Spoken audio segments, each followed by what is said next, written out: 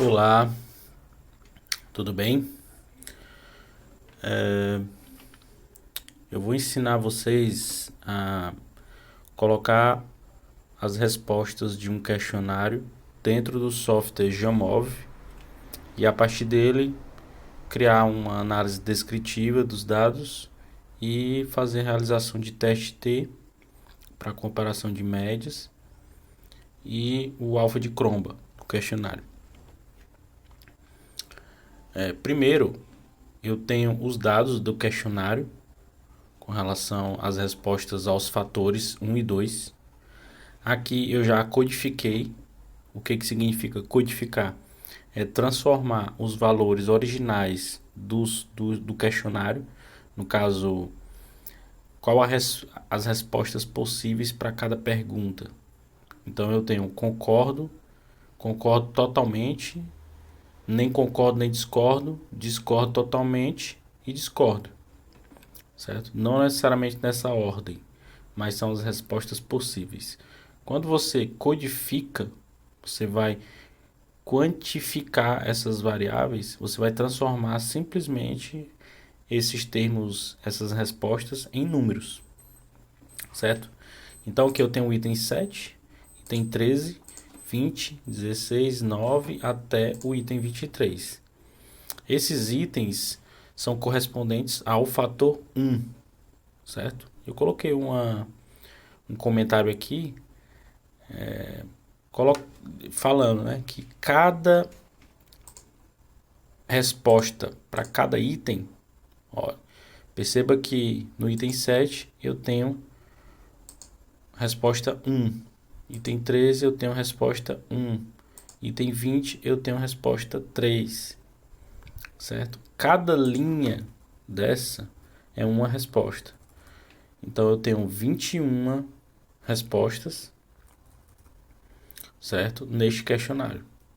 E cada resposta eu tenho aqui agrupado pela função do respondente. Então, o primeiro respondente foi gestor, o segundo também, o terceiro foi operacional, o quarto também e assim por diante. Então, perceba que eu tenho simplesmente um questionário separado pela função de quem do respondente e 21 respostas, certo? Onde 1 significa discordo totalmente e 5 concordo totalmente nessa escala.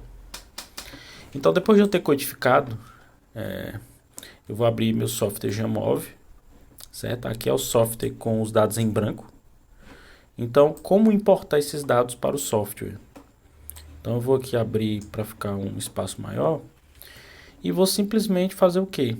Eu vou copiar todas as respostas juntamente com a função do respondente. Vou explicar já já porque que eu estou levando isso. O questionário ele pode ter outras informações. Na codificação você transforma em números e você faz a limpeza do que você quer analisar. No caso eu quero analisar somente respondentes, a resposta de fato de cada respondente e a função, né, no caso se ele é gestor ou é operacional. Então eu vou copiar esses dados lá para dentro do Jamov. O Jamov é como se fosse um Excel também. Então você vai aqui, você vai ver que tem uma planilha. Você vai clicar em dados, certo? Nessa telinha aqui. E vai colar esses dados aqui dentro. Olha aí, ficou parecido lá com o Excel. E aí, agora eu vou ter que normalizar, né, esses meus dados. Por que normalizar? É o seguinte, quando você copia esses dados para o Jamov ele não sabe o que são esses dados. Você tem que dizer para ele o que esses dados são. Se são números, se são variáveis nominais. E onde é que você fala isso? É na aba variáveis. Ou seja, cada coluna dessa é uma variável. Então você vai aqui em variáveis e vai dizer o que significa esse A, o B, o C, certo? Então o que significa o A? Ó, eu vou aqui e vou dizer que esse A tem uma medida nominal do tipo texto, onde eu tenho dois níveis, de gestor e operacional. Aqui ele já pegou automático. Só que existem casos em que ele não pega e você tem que incluir manualmente. Entendeu? Se ele não tivesse pego e eu tivesse outra classificação, por exemplo, técnico, eu colocaria aqui um mais e colocaria técnico. Só que como eu só tenho dois, eu vou deixar. E aí eu vou nomear para facilitar isso, né? Botar aqui função. Certo? E aí perceba que já mudou aqui, ó. Se eu voltar lá nos dados, ele já vai ter mudado o nome da coluna. E aqui, pessoal, para não ficar B, C, D, E, eu posso botar questão 1, questão 2, questão 5. Então, como é que eu posso ver? Eu vou lá no Excel. Nessa primeira coluna, o item é o item 7. Certo? Então, eu vou lá no B e vou colocar uma variável ordinal, onde eu tenho de 1, 4. Ó, ele não pegou o 5. É como eu falei para vocês, ó. Ele pegou 1, 2, 3 e 4, mas não pegou o 5. Aí eu vou botar aqui, incluir o valor 5. Certo? E vou colocar aqui item 7. Ok? Então, eu tenho aqui o item 7. E esse item 7, dentro dessas respostas, pode variar de 1 a 5. Ok. E eu vou fazer isso com todas as questões. Depois que eu tiver feito isso, ele vai ficar com esse formato. Certo? Aqui já é o questionário limpo já transformado aqui para o Geomóvel, para eu começar minhas análises. Eu avancei aqui para economizar tempo, certo? Então a gente vai trabalhar nesse aqui. Então aqui eu já tenho todos os itens padronizados e a função também padronizada. Então, pessoal, vamos partir para as análises. Depois que eu tenho esses dados todos prontos aqui, a primeira forma é clicar em explorar os dados. Eu quero fazer aqui a estatística descritiva desses dados. Então vou clicar aqui em estatística descritiva e eu vou selecionar as variáveis, né, que serão analisadas aqui. Dentro dessas variáveis, eu tenho alguns valores aqui que ele já mostra de forma padrão, que é no caso item 7, item 13, item 20 e assim sucessivamente. O que que ele tem para me mostrar? Ele tem o N, aqui é o N amostral, são a quantidade de respostas que eu tive em cada item. Então aqui ele se repete, como eu tenho 21 respostas em todos os itens, e todos os itens foram respondidos, ele vai mostrar 21 em todos. Então aqui eu tenho média, mediana e desvio padrão para todos os itens, certo? E o valor mínimo e máximo em cada item. Perceba que só transpondo essa estatística descritiva para texto, você já consegue uma riqueza muito grande para analisar os seus dados, certo? Aqui eu tenho algumas opções adicionais aqui para adicionar ou para fazer essa análise, né? Como a simetria, para mostrar os dados sobre a simetria. Aí você tem que comparar com a tabela para saber interpretar os dados de assimetria. Aqui um teste de normalidade, mas a gente vai fazer teste de normalidade nessa próxima etapa. Então aqui você tem a estatística descritiva. Eu posso agrupar essa estatística, por exemplo, por função, para eu saber como cada gestor operacional respondeu cada item, certo? Ou como foi a resposta de cada item segundo a função desse respondente. Aqui eu estou colocando função, eu posso colocar idade, posso colocar qualquer informação de classificação que eu tenha colocado inicialmente no questionário para identificar. Coloquei função como um exemplo, né? Mas aqui eu posso ter grupos de idade, enfim. Setor onde trabalha, entenderam? Então aqui se eu separar por função, eu posso saber, por exemplo, que a média né, de respostas para um item a partir da função gestor e operacional, ela difere, certo? Então, por exemplo, vamos olhar aqui o item 18.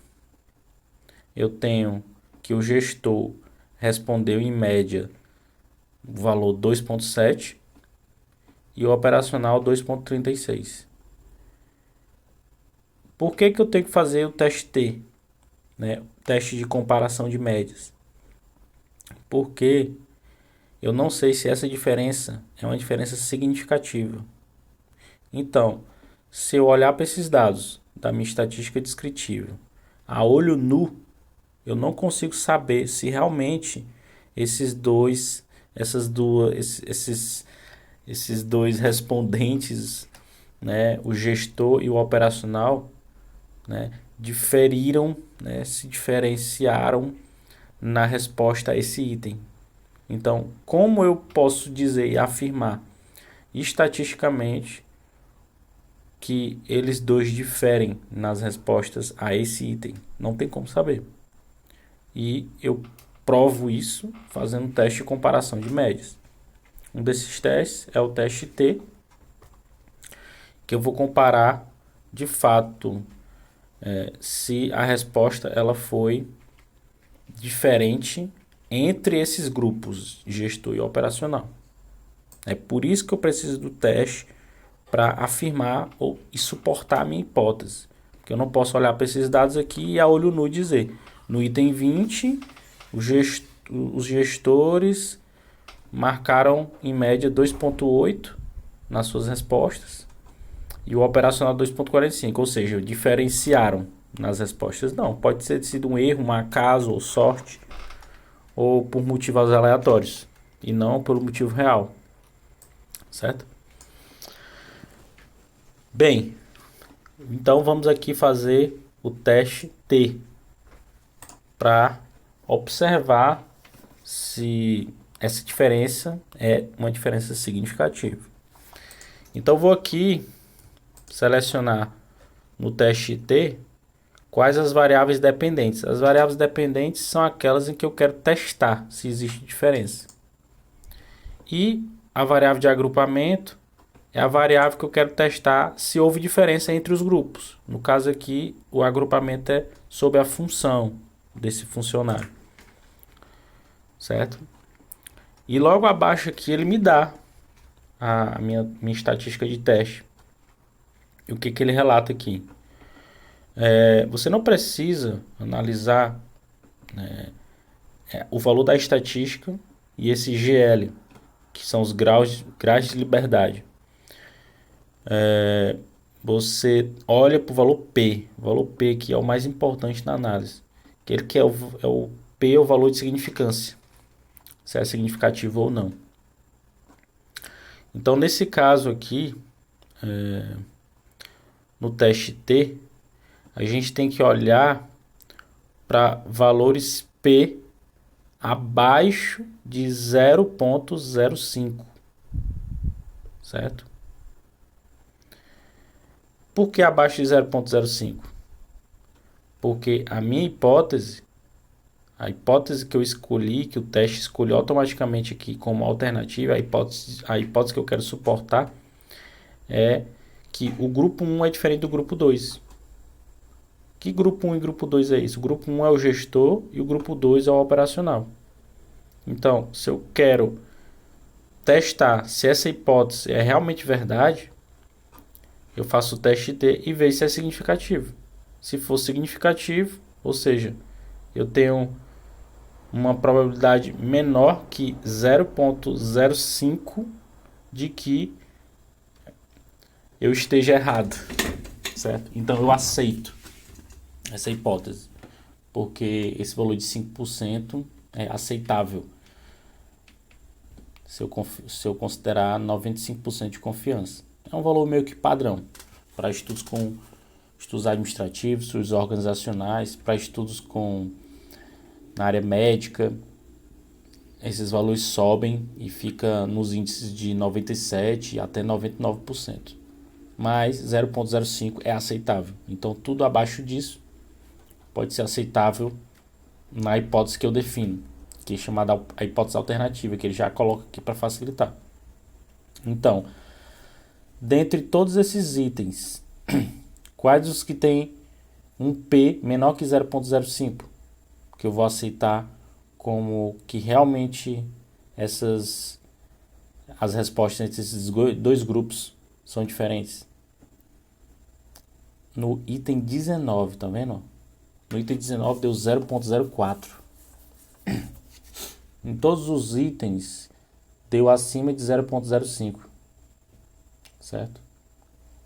Isso quer dizer, nesses outros itens, o seguinte: se houver uma diferença, ou se houve uma diferença entre as amostras coletadas em cada item entre os grupos gestor e operacional, não for uma diferença significativa que seja relevante para a análise. E eu tenho que descartar essa diferença. Ou seja, eu considero as duas respostas como em média iguais. Mesmo que, por exemplo, aqui no item 14 tenha dado 2,30 e aqui 2,64. Ou que no item 15, 2,30 e no item e abaixo no operacional 2,82, certo? Então são diferenças aceitáveis e que não são consideradas significantes, certo? Somente para o item 19. Então, para o item 19, elas são realmente diferentes significativamente. Então, no item 19, o grupo de gestor marcou 3,4 em média na sua resposta e o de operacional 2. Então, essa diferença foi uma diferença significante. Essa é a interpretação do teste de comparação de médias, que é o teste T para amostras independentes, certo? Então, aqui eu tenho alguns outros dados, por exemplo, a estatística descritiva. Eu posso pedir para ele fazer a mesma coisa lá que eu fiz na opção anterior, que foi na exploração dos dados. Gráficos descritivos, né, para cada item, certo? E aqui são os pressupostos. Para esse teste T, eu tenho que basicamente assumir dois pressupostos para eu poder fazer esse teste. O teste T você não só faz e está feito e pronto. Para ele ser válido, ele tem que obedecer a uma série de requisitos. E os dois requisitos básicos são o teste de normalidade e o teste de homogeneidade de variância. Então ele tem que passar nesses dois testes para ele ser considerado válido. Então, se você marca aqui, você já obtém uma tabela de pressupostos, onde eu tenho a homogeneidade de variância e depois eu tenho o teste de normalidade. Então,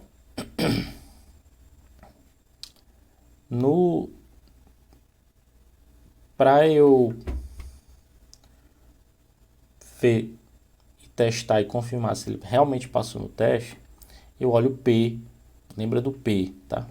Não precisa você interpretar esses outros dados. Então, eu tenho o valor P, esse valor P ele tem que ser acima de 0,05, certo? Lá no teste T, eu quero abaixo, né? Abaixo de 0,05. E aqui, nos pressupostos, eu tenho que ter acima de 0,05. Por quê? Porque aqui eu já parto da hipótese nula de que as variâncias são iguais, certo? Então, se eu tenho um teste maior do que isso, eu não rejeito a hipótese nula, que essas variâncias são iguais. Então, lembra, o pressuposto, eu tenho que ter um P acima de 0,05. E aqui em quase todos os itens eu vou ter, né? Então, eu tenho aqui o P 0.5, 5, 0.1, todos acima de 0.05, certo? Só no item 17, ó, não tem esse pressuposto confirmado, mas o item 17 já não deu diferença mesmo, então não estou ligando para ele, certo?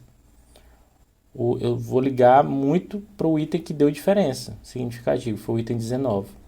Então eu vou aqui no item 19, ó, e vejo se foi acima de 0.05, tá, beleza, tá ok, certo? Então o teste Levene deu acima de 0.05. Então passei no primeiro pressuposto, passei no primeiro requisito. Vamos para o próximo.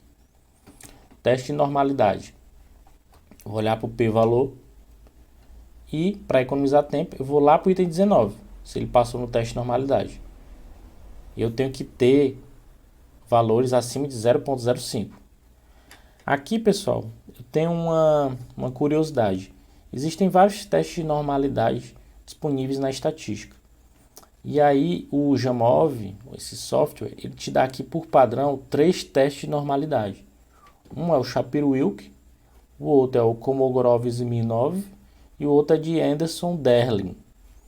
Então aqui cada linha dessa é um teste, certo? Então, por que ele te dá 3 opções? Porque às vezes eu posso passar num teste e reprovar em outro. Mas se você passou num teste, você já considera o pressuposto satisfeito. Por isso que ele te dá 3 opções. Porque às vezes acontece de você passar num e não passar no outro. Aí você acha erroneamente que seus dados não são normais. Entendeu? Que não seguem a instituição normal. Em geral, os 3 são mais ou menos, dão mais ou menos a mesma coisa. Mas, por exemplo, no item 7, ó, eu tenho o Shapiro-Wilk dando 0.002, ou seja, menor que 0.05. Anderson-Derlin também, ou seja, por esse terceiro teste e esse primeiro, meus dados não são normais do item 7. Eles não obedecem à normalidade. Já no Kolmogorov-Smirnov, sim, que foi 0.181. Entenderam? Então, no item 19, eu tenho todos os valores acima de 0.05. Então, no item 19, eu tenho um pressuposto satisfeito. Então, 2 pressupostos satisfeitos. Então, meu teste T é válido. Ok? Isso quer dizer que, na minha última análise descritiva, lá no artigo, onde vocês vão interpretar esses dados, que somente no item 19 houve diferença significativa nas respostas entre os dois grupos, gestores e operacionais. Ok? Essa é a interpretação. Então, na última análise, eu tenho aqui o fator, na análise de confiabilidade ou alfa de Cronbach. Na verdade, a análise de confiabilidade é a análise do grau de consistência interna entre as questões, entre os itens, né, ou entre as variáveis. A capacidade que esses itens têm de medir a mesma coisa juntos, certo? É o grau de consistência interna do meu questionário. Essa é uma medida muito utilizada quando você trabalha com questionários. E aí, para fazer o alfa de Cronbach, eu vou selecionar aqui, ó, todos os itens e passar para esse lado aqui, que é justamente os itens que ele deve analisar. Perceba que ele esmaeceu a opção de função, porque isso aqui não é item. E a análise de confiabilidade só entra os itens. Certo? Não existe só essa estatística de teste de confiabilidade, que é o alfa de Cronbach. Ela é a mais utilizada, mas existem outros também. Ele te dá uma opção, que é a opção da estatística, acho que é ômega de McDonald, que é essa aqui. Eu vou colocar só o alfa de Cronbach, que é o objetivo desse tutorial. Certo?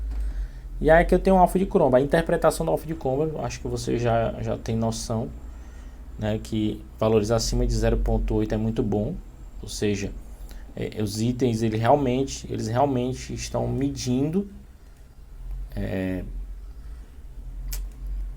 um mesmo fator latente, uma mesma variável latente, e eles estão bem correlacionados, certo? Ou seja, mostra alta consistência. interna entre os itens. Porque a consistência mede realmente isso, é um mapa é uma medida de correlação entre os itens. E aí eu tenho uma coisa interessante. E se eu tirar um item do questionário, será que esse alfa aumenta? Se o alfa aumentar, isso quer dizer o quê?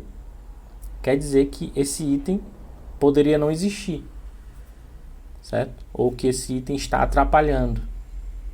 Porque se eu retirei o item e aumentou, quer dizer que as outras variáveis juntas, elas são melhores do que se tivesse esse item.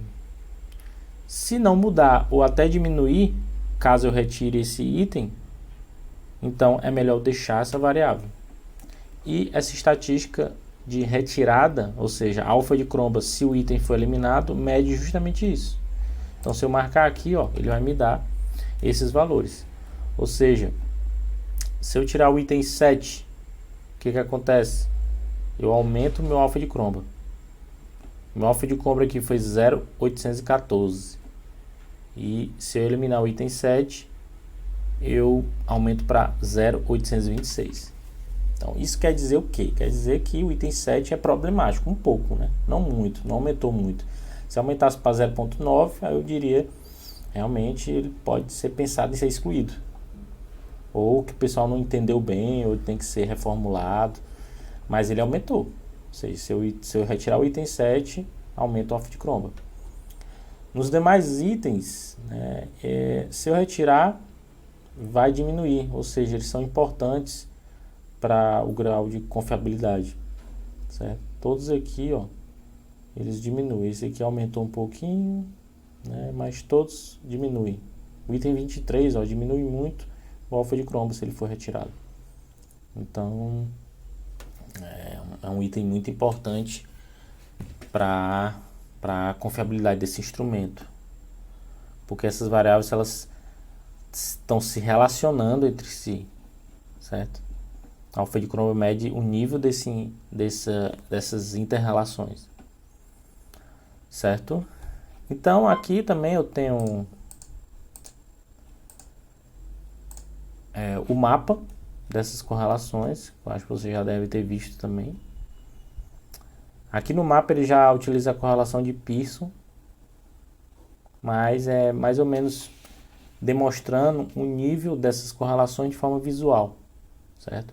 Onde o verde mais escuro é o maior nível de correlação entre as variáveis, entre os itens, né? E mais puxado para o vermelho, correlações negativas, ou seja, correlações opostas. Perceba que, como a análise de confiabilidade mede o grau de correlação entre essas variáveis e está alto, a maioria do gráfico aqui é representado pelo verde. São poucas as relações vermelhas e quando são vermelho bem esmaecido, ou seja, são relações antagônicas, porém nem tanto, né? Isso mostra e comprova o resultado do alfa de cromba, certo? Por isso que ele coloca aqui como opcional esse gráfico. Ok, então acho que é isso. Valeu, pessoal.